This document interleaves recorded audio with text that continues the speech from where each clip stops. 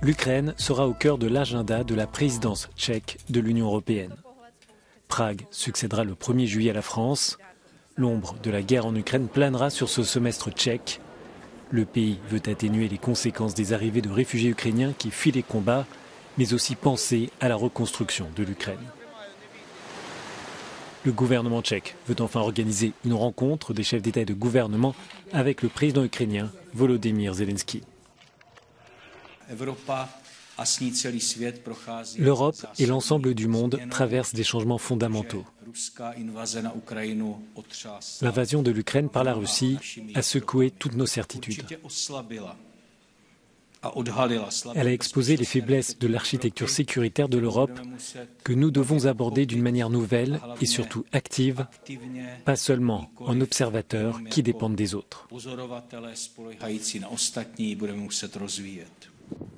Prague veut aussi agir pour réduire la dépendance énergétique européenne à l'égard de la Russie. Les 27 ont rencontré des difficultés politiques pour mettre en place un embargo sur le pétrole russe. L'éventualité d'une interdiction des importations de gaz dépendra de l'attitude de Moscou et de la volonté des poids lourds économiques de l'Union.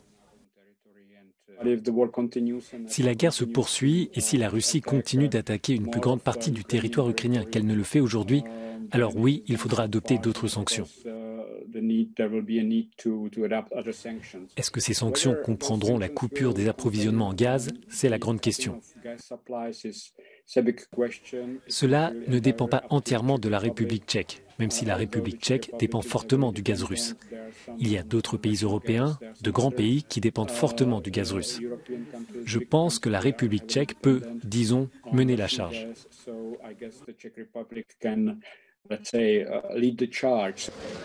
Prague veut aussi agir sur la résilience des économies européennes et soutenir les industries majeures.